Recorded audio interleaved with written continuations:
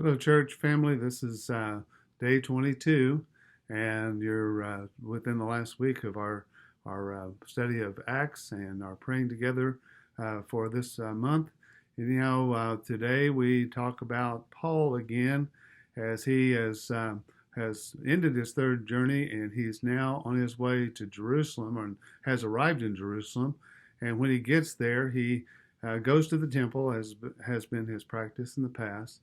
And when he goes, there are many people that have identified him, and they accuse him of having Gentiles with him in the inner court of the temple, where only Jewish people would go. They had what they would consider the outer court, where the Gentiles would remain, and then only Jews could enter the inner court. And to find something to accuse him of, they accused him of defiling the temple by having Gentiles enter with him, which was not true, but that's what they contrived to charge him with. And so we find that Paul, when he's taken from the last chapter, and he's taken captive, and he's chained, and at some point he, after they've beaten him and all, and then he's been chained and he's being carried away, he asks for an opportunity to speak to the congregation, to the people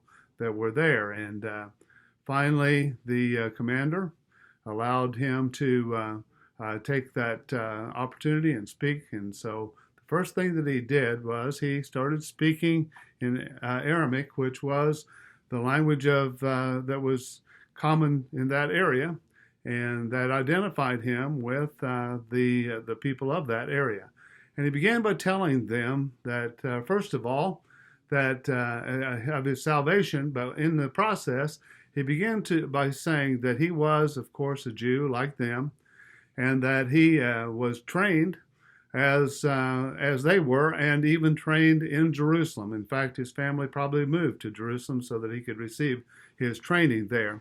And while he was being trained in Jerusalem, why he received some of the best training that you could have. And so he identified with the Jews, and even told them that he was one of the ones that carried the mission of the Jews, which was to persecute Christians and to keep the Christian church from flourishing. And so he identified in that way. But he was a very zealous Jew, is what he was telling them. But then he told them about his experience of being sent to Damascus, because he was going to take the Christians there captive and drag them out of the temples, and he was going to persecute them. And while he was on the way to Damascus, he gave an account about his seeing a great light. And the difference between the account that Luke gives us in chapter 9 of Acts is that he does identify the time of day, and he makes a point of saying that it was at noon, which would then make us realize that this light must have been an extremely bright light in order to penetrate through the brightness of the daylight and then come to him and blind him. Also, there's another distinction that was made there, and that was that in chapter 9, it talks about the people there heard but did not understand, or they heard the voice, but they could not see. But in this chapter, it talks about, in his account, he talks about how they did not understand. So while they could hear, they could not understand what was being said. So they didn't get the message. They didn't get the same message that Paul got about what to do. And so he went then and was told that he was to go into Damascus and seek out one by the name of Ananias. And he was told this in a vision. The other difference that we find is that Paul does not mention the vision that Ananias had. He just simply says that Ananias did come to him, and that when he touched him, he received his sight. So we see some other distinctions in this story, and that is that when Ananias was referred to by Paul, Paul referred to him as a Jew. He made him sound very Jewish. And in the chapter 9, he was not. He was just a Christian. He was not identified as a Jew. And when Ananias spoke, he also made a distinction in his speaking in this chapter. And when Paul told it, he talked about the way, which was referring to Christ, of course, but it is a link between Christianity and Judaism, but it also was a link to Christ. And then we find that Paul, or Ananias, referred to Jesus as, or the God of our fathers, which is very strong Old Testament language, and Jesus as the righteous one, which is Jewish messianic title for Jesus. And so we find that those distinctions were in this account. But other than that, it's pretty much a parallel of what Luke wrote in chapter 9.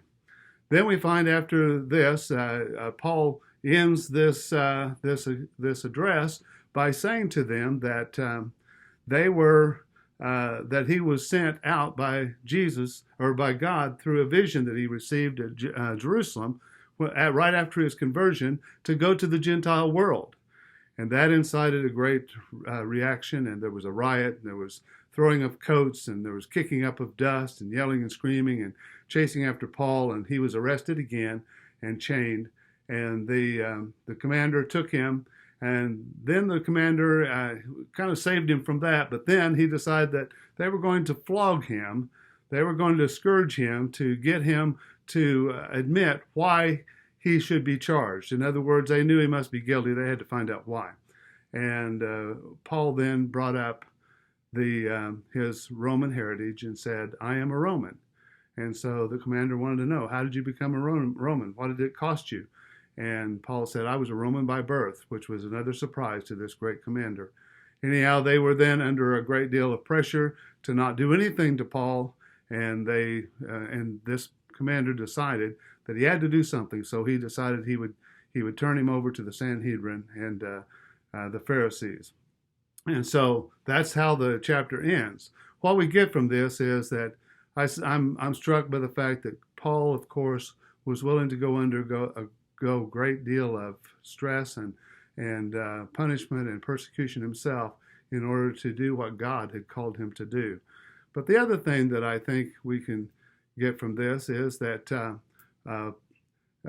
we see where Paul is able to speak to his audience and relate to the audience. And I think that's really something we can take from this today, is we need to always remember to relate to the audience that we are trying to reach. And he did. And that's what he did in this account of his own testimony. So let's be in prayer for our church. Continue to pray for in the weeks ahead for the things that God has placed before us. And we just simply will look forward to yet another day of study tomorrow. Thank you very much.